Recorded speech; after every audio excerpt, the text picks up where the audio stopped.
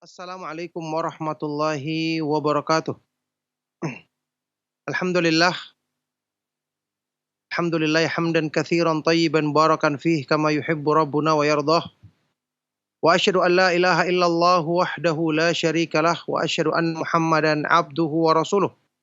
Allahumma salli wa sallim wa barik ala nabiyyina Muhammad wa ala alihi wa sahbihi wa man tabi'ahum bi ihsanin ila yaumiddin amma ba'd. Alhamdulillah, ma'asyiral muslimin, ma'asyiral ikhwa wal akhwat fid din rahimakumullah. Kaum muslimin, para pemerhati Roja TV dan Radio Roja dimanapun antum berada, juga para pendengar setia Radio Roja Kendari di frekuensi 95.1 FM rahimakumullah. Alhamdulillah, kita bersyukur kepada Allah Subhanahu wa taala atas semua limpahan nikmat dan karunia-Nya. Di pagi hari yang berbahagia ini kita dipertemukan kembali dalam majelis ilmu yang pembahasan yang sangat bermanfaat tentang al-ilmu fadluhu wa syarafuhu, ilmu keutamaan dan kemuliaannya, yang merupakan penjelasan dari kitab Miftahu Dari Sa'adah, tulisan Al-Imam Syamsuddin Abu Abdillah Ibnu Qayyim al-Jauziyah rahimahullahu ta'ala. Ya, kita masih dilanjutkan pembahasan segi-segi keutamaan dan kemuliaan ilmu. Saat ini kita sampai di Al-Wajhus Sadis was Sab'un, segi yang ke-76, keutamaan dan kemuliaan ilmu, segi yang ke-76. Ilmu adalah lawan dari kelalaian.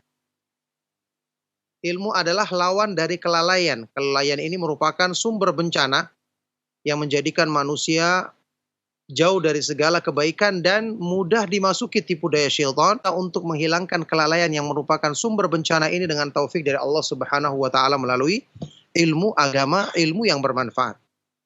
Baik, kata Ibnu Qayyim rahimahullah ta'ala, anna a'dhamal asbabil lati yuhramu bihal abdu khairad dunya wal akhirati wa ladzatan na'imi fid daraini wa yadkhulu alaihi aduwuhu minha hiyal ghaflatu al mudadatu lil amal. Sesungguhnya sebab yang paling besar yang menghalangi seorang hamba dari kebaikan dunia dan akhirat, menjadikannya luput dari kelezatan nikmat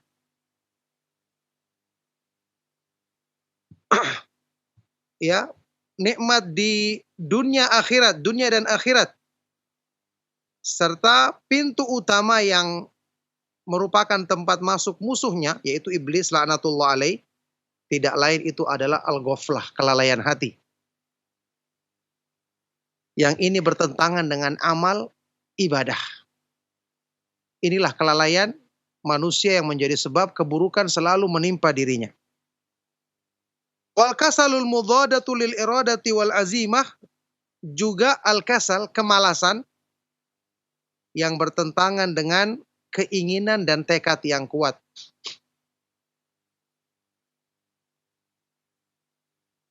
Kata Ibnu Qayyim rahimahullah ta'ala, hadani aslu bala'il abdi wa hirmanihi manazila su'ada. Dua perkara ini, kelalaian dan kemalasan tadi, inilah pokok bencana yang menimpa hamba, ya, pokok malapetaka yang akan menimpa seorang hamba serta menghalangi dia dari tingkatan-tingkatan kemuliaan.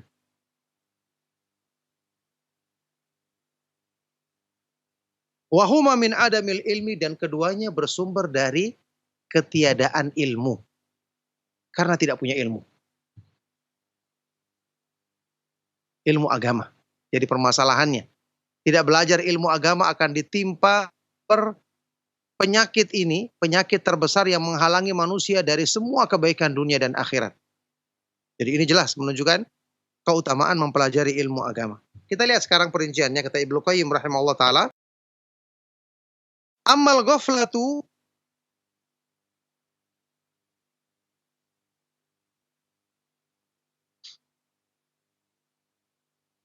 famudhadatun lil ilmi munafiyatun laha. Adapun kelalaian, maka ini jelas bertentangan dengan ilmu, bertentangan dan berlawanan dengan ilmu. Ghaflah artinya lalai dalam terjemahan bahasa kita. Lalai atau lupa. Ya. Bertentangan dengan ilmu. Kata beliau, kita lihat sifat lalai yang merupakan lawan daripada ilmu, ini telah dicela oleh Allah. Pelakunya dicela oleh Allah di dalam Al-Quran. Bahkan Allah melarang kita termasuk golongan mereka. Melarang mentaati mereka dan menerima dari mereka. Ini banyak disebutkan di dalam Al-Quran. Misalnya di surat Al-A'raf ayat 205. Ya. Wala takum minal ghafilin. Dan janganlah kamu termasuk orang-orang yang lalai. Orang-orang yang memiliki sifat ghaflah. Al-A'raf ayat 205. Berikutnya surat Al-Kahf ayat 28. Allah Subhanahu wa taala berfirman,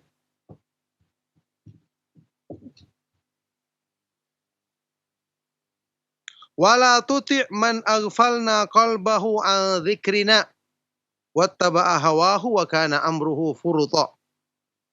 Dan janganlah kamu mentaati orang-orang yang telah kami lalaikan hatinya dari mengingat Allah. Ini menunjukkan kelalaian tercela. Karena Allah Subhanahu wa taala melarang kita mengikuti mereka. Kemudian di surat Al-A'raf 179. Walaqad dzara'na li jahannama katsiran minal jinni wal insi lahum qulubun la yafqahuna biha wa lahum a'yunun la yubsiruna biha wa lahum adhanun la yasma'una biha ulaika kal an'ami bal hum adallu ulaika humul ghafilun. Sungguh-sungguh telah kami siapkan untuk menjadi penghuni neraka jahanam kebanyakan dari jin dan manusia. Kenapa? Karena mereka memiliki hati tidak digunakan untuk memahami petunjuk Allah. Ya. Mereka memiliki digunakan untuk melihat, memperhatikan tanda-tanda kekuasaan Allah. Dan mereka memiliki telinga tidak digunakan untuk mendengarkan petunjuk Allah. Mereka ini adalah seperti binatang ternak, bahkan mereka lebih sesat lagi. Di akhir ayat ini Allah berfirman apa? Ulaika humul ghafilun, mereka itulah orang-orang yang lalai. Jelas sekali. Ya. Penghuni neraka jahanam karena mereka tidak mempelajari ilmu agama, tidak digunakan hatinya untuk memahami petunjuk Allah, tidak menggunakan pendengarannya untuk mendengarkan petunjuk Allah, penglihatannya juga tidak untuk membaca ayat-ayat Allah, maka mereka disebut lebih tersesat daripada binatang ternak. Dan mereka adalah orang-orang yang lalai. Menunjukkan kelalaian adalah lalai dari memahami ilmu agama, lalai dari mengenal Allah Subhanahu wa taala. Wa qala an-nabiy sallallahu alaihi wasallam fi wasiyatihi li nisa'il mu'minin. Rasulullah sallallahu alaihi wasallam bersabda ketika menasihati kaum perempuan ya dari kalangan kaum mukminin. Wanita-wanita dari kalangan orang-orang yang beriman. Rasulullah Shallallahu Alaihi Wasallam bersabda, la taghfalna fatansaina rahmah. Janganlah kalian lalai sehingga kalian melupakan kasih sayang. Lalai menjadikan manusia melupakan rahmat, kasih sayang. Ini juga menunjukkan keburukan sifat lalai, al-ghaflah. Ini hadis riwayat Abu Daud, Imam Ahmad dan yang lainnya dengan sanad yang dinyatakan hasan di sini oleh Syekh Ali Hasan. Jelas sekali Rasulullah SAW melarang dari sifat lalai. Kemudian wasu'ila ba'dul ulama'i an ishqis suwar faqalubun ghafalat an dzikrillahi fabtalaha bi'ubudiyyati ghairihi. Sebagian dari para ulama salaf ditanya tentang penyakit ishqus suwar. Orang yang dimabuk cinta dengan rupa tertentu. Ya. Orang yang dimabuk cinta tergila-gila dengan seseorang yang disukai sampai berlebihan. ulama ini ditanya, ya, apa maknanya ini atau apa penyembuhan penyakit ini? Maka ulama ini menjawab, kulubun. Orang yang ditimpa penyakit ini adalah kulubun. Orang-orang yang punya hati tapi lalai dari mengingat Allah. Makanya bencana dengan menghambakan diri kepada selain Allah Subhanahu wa taala. Ini juga menunjukkan kepada kita kecintaan yang berlebihan sampai membuat orang itu terbayang-bayang terus orang yang dicintainya. Ini bisa membawa dia kepada apa? Ubudiyati ghairillah. Penghambaan diri beribadah kepada selain Allah Subhanahu wa taala karena mencintai makhluk secara berlebihan. Ini juga disebutkan hati yang lalai, berarti sumber utama adalah penyakit lalai. Yang menjadikan hati ini sampai berpaling dari tauhid sampai menyembah kepada selain Allah adalah karena kelalaian hati tersebut. Naudzubillah min dzalik. Nah, baik. Kata Ibnu Qayyim selanjutnya, fal qalbul ghafilu ma'wa syaitan fa innahu waswasu khannas. Waswasun khannas. Qad iltaqama qalbal ghafil yaqra'u alaihi anwa'al wasawisi wal khayalatil batilati fa idza tadzakkara wa dzakara Allah in jama'a wa dhamma wa khanasa wa tadha'ala li dzikrillah fa huwa daimun bainal waswasati wal khans. Ya, maka hati yang lalai adalah tempat tinggalnya syaitan.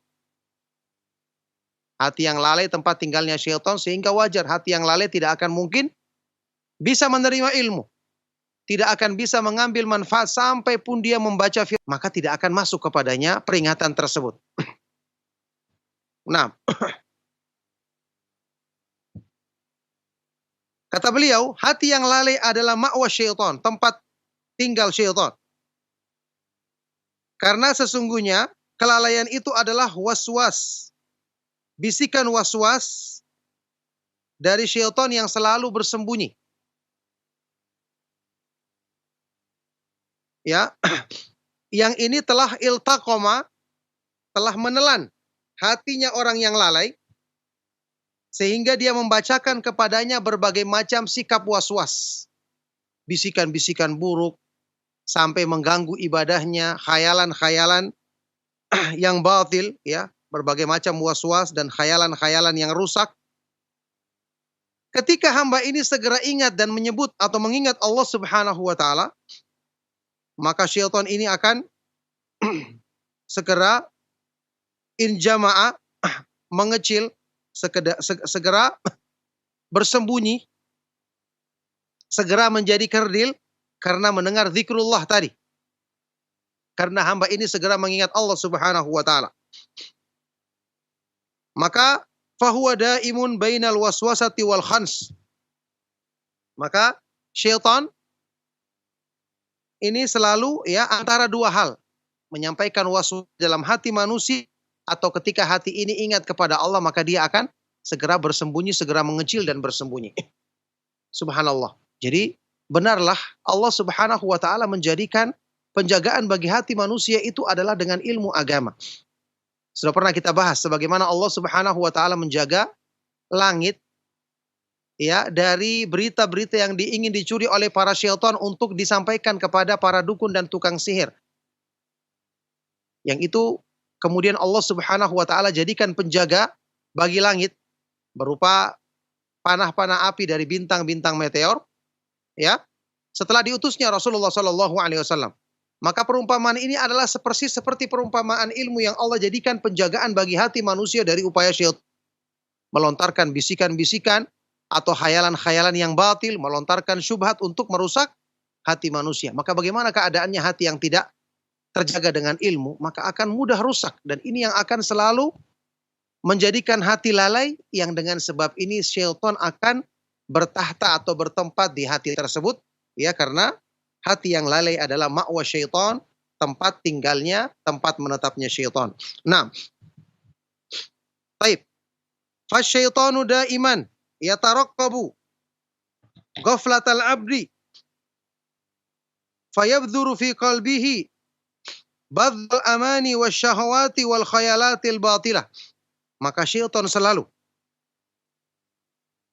mengawasi ya kelalaian seorang hamba. Selalu mengamati kapan lalainya hamba ini.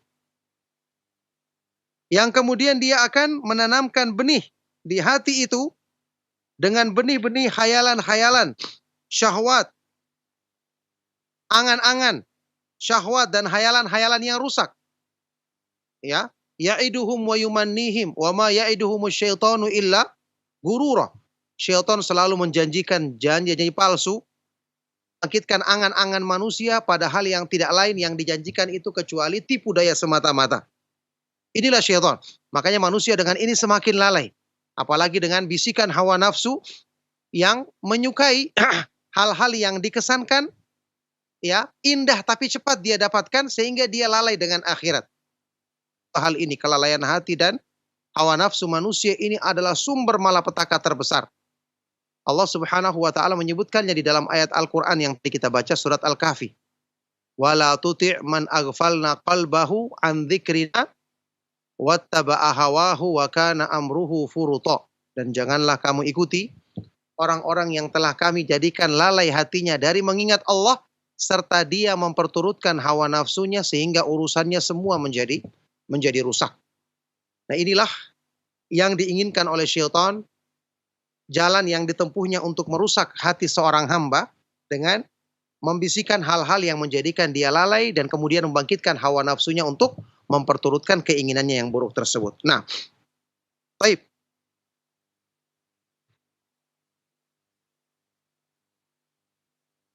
Fayuthmiru kulla hamdalin wa kulla syaukin wa kulla bala'in wa la yazalu yumidduhu bisakyihi hatta yughattil qalba wa yu'miyahu. Yang kemudian syahwat dan angan-angan yang batil ini akan melahirkan, membuahkan di hati itu semua keburukan. Semua tumbuhan yang buruk, semua bencana, dan syaitan akan selalu ya menyiraminya, menyuburkan keburukan-keburukan yang ditanamnya tersebut sampai kemudian menutupi dan membutakan hati manusia. Kalau hati sudah buta berarti semua anggota badan akan rusak dan buta. Inilah upaya syaitan yang terbesar untuk menghalangi manusia dari jalan Allah Subhanahu wa taala. Makanya dengan memalingkan manusia dari ilmu ini adalah sebab utama untuk menutupi semua hati manusia sehingga tidak tersisa jalan untuk kebaikan masuk. Naudzubillah min dzalik. Nah, baik, itulah yang namanya al-ghaflah. Wa ammal kasal,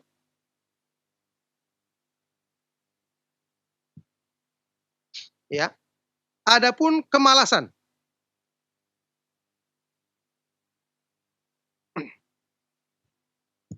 Fayatawalladu anhul idha'ah. Akan lahir dari sifat ini, kan tadi dua. Al-ghaflah, lalai, hatinya lalai, tidak ingat kepada Allah Subhanahu wa taala, tidak ingat keutamaan dan kemuliaan itu. Ini jelas. Sudah kita ketahui tadi yang menjadi sebab syaitan akan menanamkan was-was, khayalan-khayalan, angan-angan yang batil dalam hati manusia. Sekarang yang kedua al-kasal, sifat malas. Malas untuk berbuat kebaikan. Ini akan lahir darinya sifat al-idha'ah, menyia-nyiakan kesempatan. Wa tafrid, ya, sifat tafrid, enggan melakukan kebaikan. Wal hirman, terhalangi dari kemuliaan. Wa asyaddun nadamah, dan juga penyesalan yang paling besar.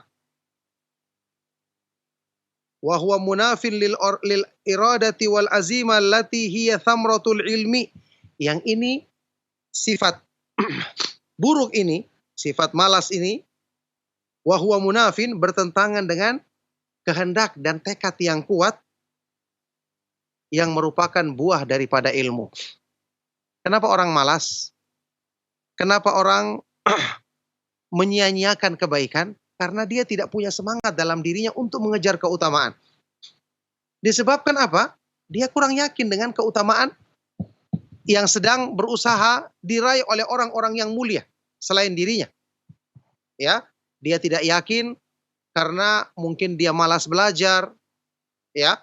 Dia tidak mengenal keutamaan dan kemuliaan tujuan yang ingin diraihnya, sehingga menjadikan dia malas, tekadnya tidak semangat untuk mengejar hal tersebut. Tapi coba, kalau hal tersebut kita ketahui, ternyata manfaatnya besar, hal tersebut sesuatu yang sangat berharga, maka kita akan semangat untuk mengejarnya. Makanya di sini dikatakan oleh beliau, sifat malas ini bertentangan dengan keinginan dan kehendak yang kuat. Tekad yang kuat. Yang ini merupakan buah daripada ilmu. Fa inna man alima anna kamalahu wa na'imahu fi syai'in talabahu bijuhdihi wa azama alaihi biqalbihi kullih. Karena sesungguhnya orang yang mengetahui sempurnaannya, kenikmatannya ada pada sesuatu, maka dia akan mengejarnya dengan. Itulah sebabnya ikhwan dan akhwat fiddin rahimakumullah, menjelaskan tentang keutamaan dan keindahan Islam, apalagi kemahaindahan nama-nama dan sifat-sifat Allah Subhanahu wa taala, ini akan menjadi sebab kuat yang memicu hati manusia untuk mengejar keridhaannya. Seorang penuntut ilmu misalnya, kalau dia tidak mengetahui keutamaan ilmu, kemuliaan ilmu, berharganya ilmu yang sedang dia kejar, yang sedang dia pelajari, dia akan malas. Tapi kalau dia tahu keutamaannya, ini adalah jalan para nabi dan para rasul alaihi wassalatu wassalam, tidak ada kedudukan yang lebih tinggi setelah kedudukan para nabi dan para rasul, melebihi orang-orang yang menyebarkan ilmu agama. Dengan motivasi ini dia akan semangat selalu menuntut ilmu. Ini akan menghilangkan rasa malas pada dirinya. Nah, jadi orang yang mengetahui kesempurnaan dan kenikmatannya ada pada sesuatu, dia akan mencarinya dengan sungguh-sungguh. Wa azama alaihi, dan dia akan bertekad dengan hatinya secara keseluruhan untuk mengejar hal tersebut. Fa inna kulla ahadin yas'a fi takmili nafsihi wa ladzatihi walakinna aktsarahum akhta'a at-tariqa li adami ilmihi bima yanbaghi. Karena asalnya setiap manusia, masing-masing orang akan berusaha untuk menyempurnakan dirinya, untuk mencapai kebahagiaan, kenikmatan pada dirinya. Tapi kebanyakan manusia salah menempuh jalan karena tidak tahu, tidak punya ilmu tentang hal yang sepantasnya untuk dikejar. Kenapa banyak orang mengejar dunia, lebih mengutamakan urusan-urusan atau perhiasan dunia? Karena itu yang dianggap sebagai puncak kebahagiaan dirinya. Salah. Karena syaitan yang membisikkan kepadanya dengan bisikan-bisikan kejahilan, khayalan-khayalan yang batil, akhirnya dia mengejar dunia karena menyangka itulah puncak kebahagiaannya. Kebanyakan manusia salah dalam memahami hal ini disebabkan tidak adanya ilmu yang benar pada diri mereka. Nah, fal iradatu masbuqatun bil ilmi wat tasawwur. Fatakhlufuhu fil ghalib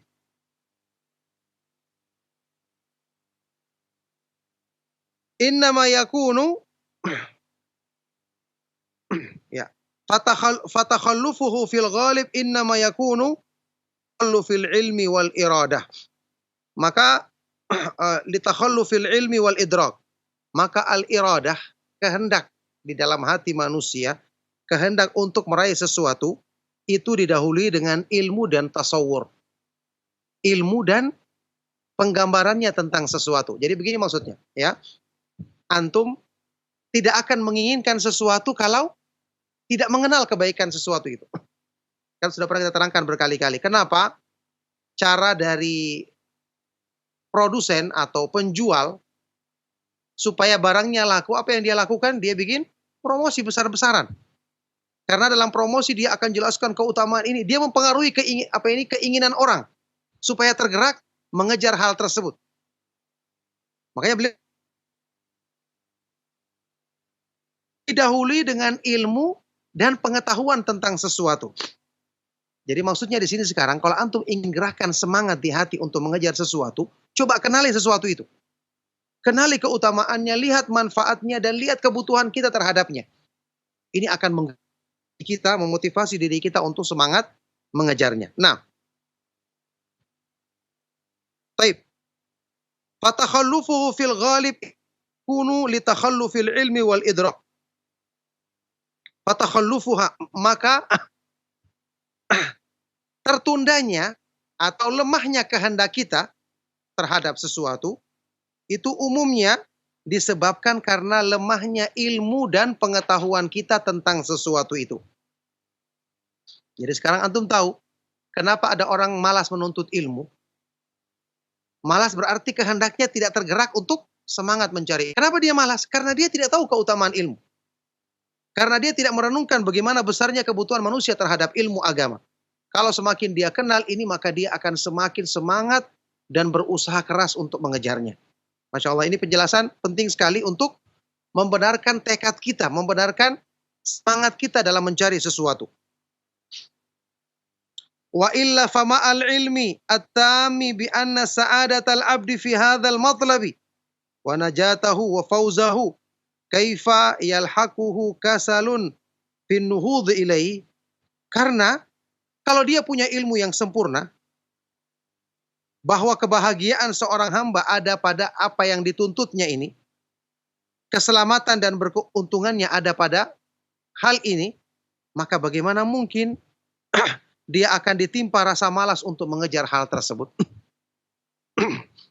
Ya, bahkan kalau kita lihat, ikhwan dan akhwat fiddin rahimakumullah, kaum muslimin, para pemerhati Roja TV, Radio Roja, juga para pendengar setia Radio Roja Kendari dimanapun antum berada, ya, diterangkan oleh Imam Ibnu Qayyim rahimahullah ta'ala dalam penjelasan yang lain, bahkan semua perbuatan yang dilakukan oleh manusia, perbuatan yang dilakukan oleh manusia dengan sadar, selalu pembangkitnya adalah kehendak dari dalam hatinya. Yang menggerakkannya adalah tentu dengan izin Allah Subhanahu wa taala, adalah kehendak dari dalam hatinya. Sementara kehendak itu yang membenarkannya adalah ilmu agama. Coba bayangkan saja, kalau ilmu kita tentang agama benar, pemahaman kita tentang agama itu benar, kita faham dan yakin kebutuhan manusia terhadap ilmu agama lebih daripada kebutuhan mereka terhadap makan dan minuman, maka niscaya kita akan dapati kalau pemahaman, seorang punya pemahaman yang benar tentang masalah ini, tekadnya untuk menuntut ilmu akan lebih daripada mencari urusan dunia seindah setinggi apapun. Karena ini akan membenarkan tekad dan cara kita menuntut sesuatu. Subhanallah, ini sampai kata beliau gerakan atau aktivitas yang kita lakukan dalam. Kenapa sekarang orang lebih semangat untuk mencari urusan dunia, menghabiskan waktu pagi sampai malam untuk pekerjaannya dalam urusan dunia, sementara untuk menuntut ilmu mereka hanya memberikan waktu yang sekedar sampingan saja. Kenapa demikian? Ini menunjukkan ya tekad mereka di dalam hatinya lebih banyak terfokus kepada urusan dunia, disebabkan ilmu tentang dunia lebih ketahui dibandingkan ilmu urusan agama. Itu yang Allah Subhanahu wa taala sebutkan dalam Al-Qur'an tentang keadaan mayoritas manusia. Ya'lamuna dhahiran minal hayati dunya wa hum 'anil akhirati hum ghafilun. Mereka, kebanyakan mereka hanya mengetahui yang dari urusan kehidupan dunia, sedang urusan akhirat mereka lalai. Subhanallah. Jadi inilah cara untuk menjadikan kita semangat. Menjadikan aktivitas tertuju kepada hal-hal yang benar-benar bisa menyelamatkan kita dunia akhirat adalah dengan membenarkan ilmu kita tentang agama ini, ilmu tentang kemuliaan, memahami dan mengamalkan petunjuk Allah Subhanahu wa taala dan petunjuk Rasulnya Shallallahu alaihi wasallam dengan benar. Nah, kata Ibnu Qayyim selanjutnya, itulah sebabnya Nabi Muhammad Shallallahu alaihi wasallam dalam doa yang disebutkan di dalam hadis yang sahih, Nabi sallallahu alaihi wasallam berlindung dari sifat malas. Malas untuk melakukan kebaikan disebabkan karena tidak punya ilmu tentang kebaikan atau ilmu dalam hal tersebut. Fafis sahih, di dalam hadis yang sahih riwayat Imam Al-Bukhari dan Muslim, anhu sallallahu alaihi wasallam, dari Nabi sallallahu alaihi wasallam bahwasanya beliau berdoa, Allahumma inni a'udzubika minal hammi wal hazani wal ajzi wal kasali wal jubni wal bukhli wa dhila'id daini wa ghalabatir rijali. Nabi sallallahu alaihi wasallam berdoa, ya Allah, sesungguhnya aku berlindung kepadamu dari al-ham, kegundahan, al-hazan, kesedihan, al-ajaz, kelemahan, wal kasal, kemalasan, wal jubni, dan al-jubn, penakut, pengecut, wal bukhl, sifat kikir, wadila'id-dain, dililit utang, wa ghalabatir rijal, dan dikuasai oleh manusia, ditundukkan oleh manusia.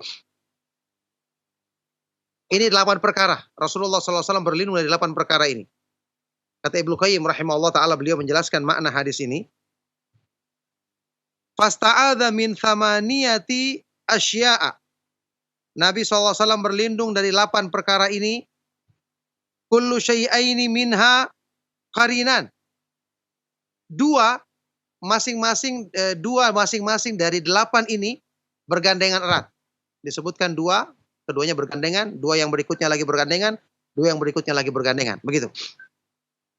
Falhammu wal hazanu qarinan. Contohnya yang disebutkan pertama, berlindung dari kegundahan dan kesedihan. Dua-duanya ini berkaitan. Ya, alham, kegundahan dan kesedihan. Wal farqu bainahuma annal makruhal warida alal qalbi imma an yakuna ala ma madha aw lima yustaqbal. Perbedaan antara keduanya, ya, bedanya antara gundah dan sedih. Bahwa hal yang tidak disukai, atau hal yang benci yang datang kepada hati manusia kan ada dua kemungkinan, yang lalu ataupun yang akan datang. Kalau itu berhubungan dengan hal yang lalu, ya, perkara-perkara yang lalu yang tidak kita sukai, maka menjadikan kita sedih. Hal-hal yang tidak kita sukai tapi sudah berlalu, kita ingat kembali menjadikan kita sedih. Wathani, kalau berhubungan dengan masa yang akan datang, hal-hal yang kita sedihkan, bagaimana nanti kalau terjadi yang begini, ini menjadikan kita ya, galau, gundah dalam pikiran kita. Allah Subhanahu wa ta'ala mengajarkan kepada kita dalam sunnah Rasulullah SAW ini untuk berlindung dari keduanya.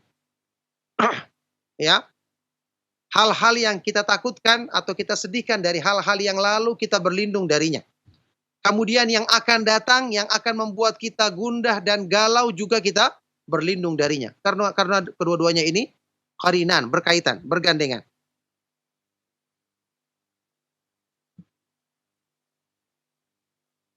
Kalau kamu kehendaki maka katakanlah seperti ini. Al-hazanu alal makruhil ladzi fata wa la yutawaqqa'u daf'uhu.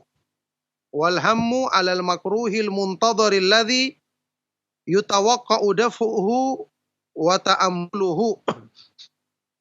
Itu adalah terhadap hal yang dibenci.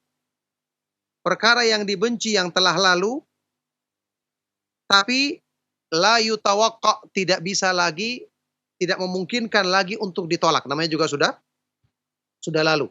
Ya. Walham, sedangkan kegundahan adalah terhadap perkara yang dibenci, yang kita sedang nantikan kedatangannya, tapi ada kemungkinan kita bisa menolak, ya, kita bisa mencegah dan menolaknya dari diri kita. Nah, ini juga penjelasan yang menyebutkan bagaimana keterkaitan antara dua hal ini sehingga Rasulullah SAW berlindung dari semuanya. Kemudian al-ajzu wal kasal.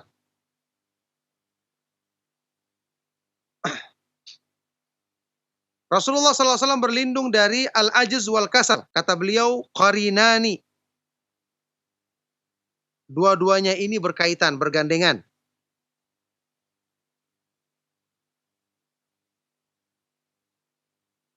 Fa inna takhalluf il abdi wa kamalihi wa ladzatihi wa sururihi anhu imma an yakuna masdaruhu adama fa huwa al-ajzu aw yakuna qadiran alaihi walakin takhallafa li adami iradatihi. Subhanallah, ini beliau jelaskan ya. Kenapa Rasulullah SAW berlindung dari kemalasan dan kelemahan, ketidakmampuan, luputnya kebaikan bagi seorang hamba, atau kesempurnaan, kelezatan dan kebahagiaan, kemuliaan pada dirinya, Ada dua kemungkinan. Sumbernya karena dia memang tidak mampu, ya. Dia tidak mampu melakukannya. Ini namanya apa? Al-ajz, lemah. Kalau ada satu keutamaan tapi dia tidak mampu mengejarnya, berarti ini adalah kelemahan. Kita berlindung kepada Allah Subhanahu wa taala dari hal-hal yang melemahkan kita untuk mengejar keutamaan dan kemuliaan.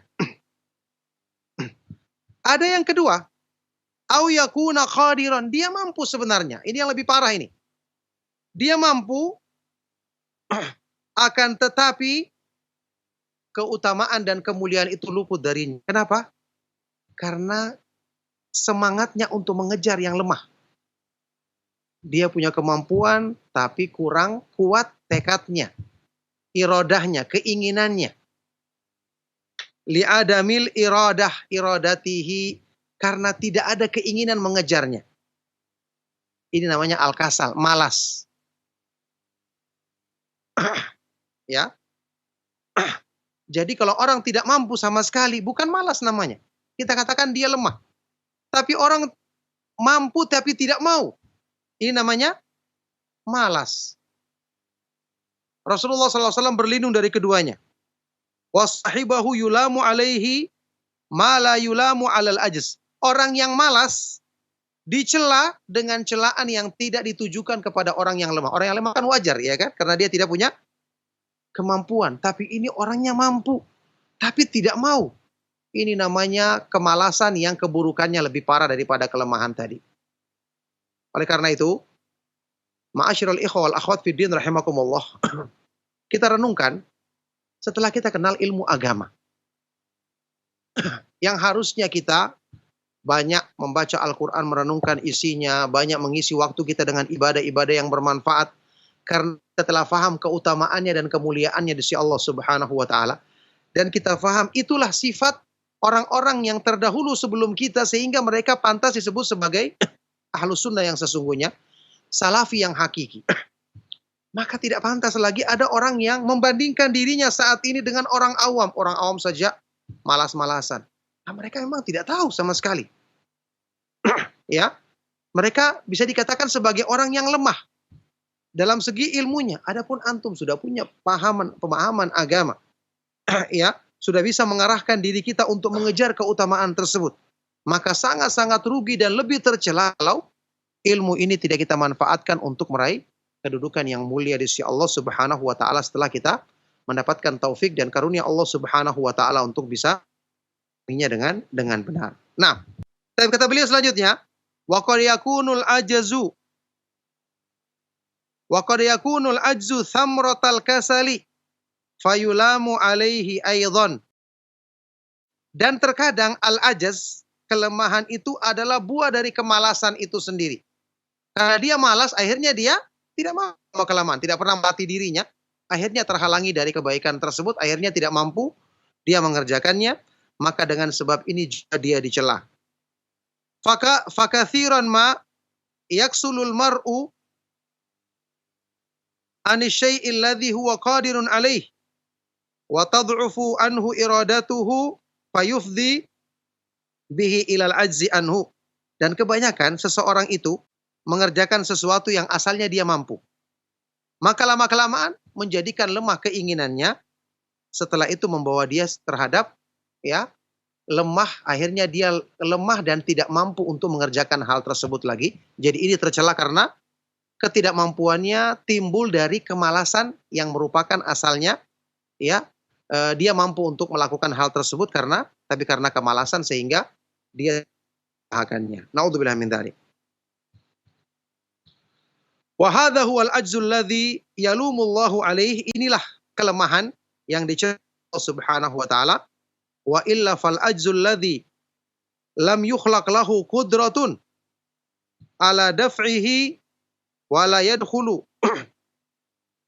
ma'juzuhu tahtal qudrati la yulamu alaihi. Karena asalnya kalau benar-benar dia tidak mampu, al-ajz, yang tidak diciptakan baginya kemampuan untuk bisa menolaknya, yakni kelemahan yang merupakan asal, bukan karena kemalasan tadi, dan sesuatu yang tidak mampu dilakukannya itu memang tidak masuk ke dalam al-qudrah, kemampuannya, ini adalah kelemahan yang tidak dicela pada asalnya. Kalau memang kelemahannya karena ini, maka ini bukanlah perkara yang tercela. Nah, qala ba'dul hukama fi wasiyatihi, sebagian dari orang yang memiliki hikmah menyampaikan dalam wasiatnya, nasihatnya, iyyaka wal kasala wal wadhajar fa innal kasala la yanhadu limakramatin wadhajaru atau wadhajara idza nahadha ilaiha la yasbiru alaiha. Hati-hati kamu terhadap sifat malas dan adhajar, pembosan ya, dan jenuh ya. Karena sifat malas itu tidak akan menjadikan seseorang bisa meraih kemuliaan. Adapun sifat bosan atau cepat jenuh, kalau dia sudah meraih kemuliaan tersebut, dia tidak akan bersabar untuk mempertahankannya. Maka dua sifat ini adalah sifat yang tercela, sifat malas dan mudah untuk bosan sehingga tidak sabar mempertahankan kebaikan. Wadhajaru mutawalladun anil kasali wal ajzi falam yufridhu fil hadisi bilafdhin.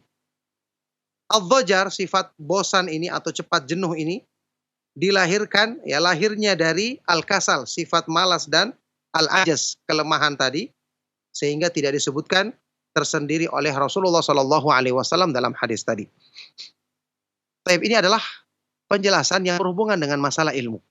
Penting bahwa kemalasan yang timbul dalam meraih keutamaan dan kebaikan itu tidak lain sebabnya adalah karena sebab utamanya adalah karena kurangnya ilmu kita untuk mengetahui keutamaan dan kemuliaan tersebut.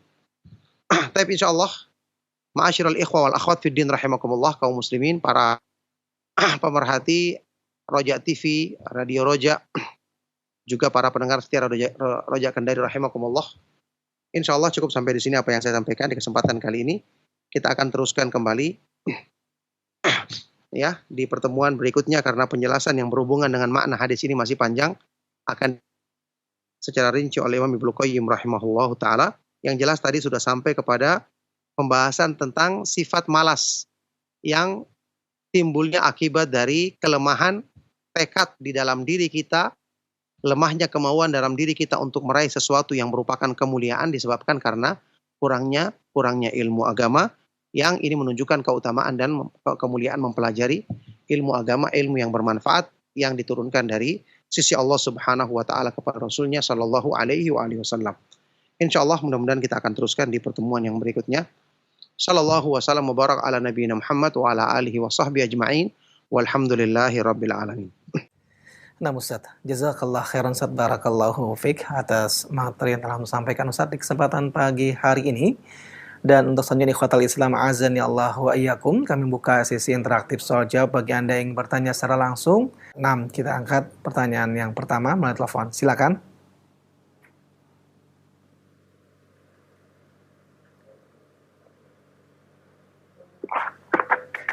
Assalamualaikum Ustaz. Waalaikumsalam warahmatullahi wabarakatuh. Dengan siapa Bapak dan berada di mana? Dengan Abu Anis di Ubah Ustaz. Ya silakan Pak Abu Anis. Barakallahu fiik. Ustaz, yang saya tanyakan ada hadis dari Abu Hurairah bahwasanya Rasulullah SAW bersabda, ya, fa idza qumta ila sholati fa'asbihi du'a tsumma istaqbilil qiblata faqad. Ini hadisnya jelas dari Abu Hurairah Ustaz. Yang saya tanyakan mengenai imam yang meriwayatkan hadis ini siapa? Itu yang pertama. Kemudian pertanyaan kedua, tata cara sholat sunat sebelum zuhur yang 4 rakaat itu, apakah 1 salam atau 2 salam? 2 salam Ustaz. Baik, cukup Pak Abu Anis, cukup? Ya, terima kasih banyak Abu Anis. Wa jazakallahu khairan. Assalamualaikum warahmatullahi wabarakatuh. Dan kepada Ustaz kami persilakan untuk menjawab. Silakan Ustaz. Barakallahu fikum. Pertanyaan yang bermanfaat sekali dari beliau. Ada di bawah-bawah tadi ya. Semoga Allah Subhanahu wa taala senantiasa melimpahkan rahmatnya kepada beliau dan memberikan kebaikan-kebaikan. Untuk hadis yang pertama, ya saya sempat cari di sini, itu adalah hadis yang disebutkan di dalam Sahih Imam Bukhari. Ketika Rasulullah Shallallahu Alaihi Wasallam menegur seseorang yang salah dalam sholatnya, di dalam Sahih Bukhari disebutkan di sini nomornya nomor 6174 dari Abu Hurairah radhiyallahu taala anhu. Ini dikenal dengan hadis al-musi fi sholatihi.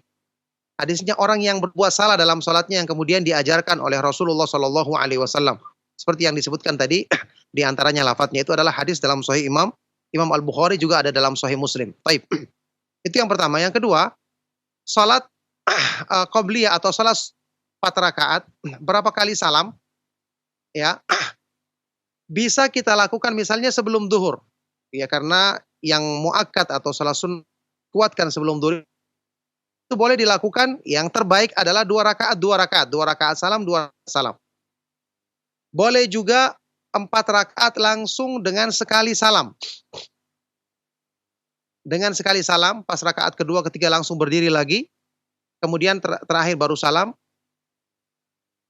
Salat yang 4 rakaat ini dalam penjelasan Syekh Al-Albani rahimahullah ta'ala, boleh juga kita lakukan seperti salat duhur.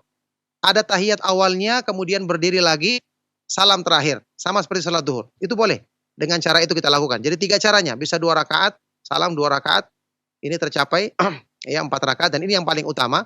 Atau kita lakukan langsung berdiri terus 4 rakaat salam di akhir, atau seperti salat duhur kita lakukan dengan tahiyat awal kemudian salam baru terakhir. Ya. Adapun salat yang 3 rakaat kita ketahui tidak diperbolehkan dilakukan seperti salat maghrib karena ada larangannya.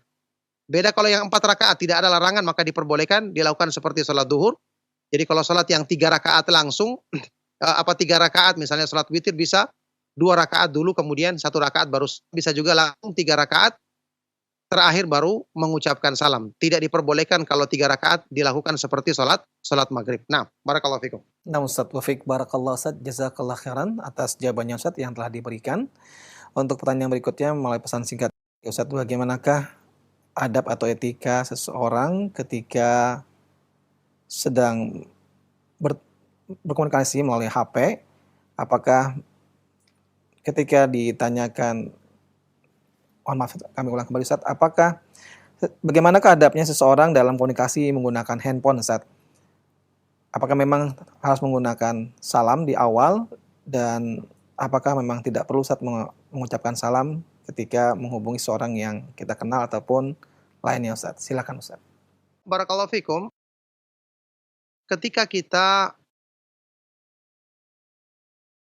menyampaikan komunikasi melalui handphone misalnya kepada teman kita, maka sebagaimana percakapan biasa, dan kita waktu itu baru ketemu, ya kita ucapkan salam.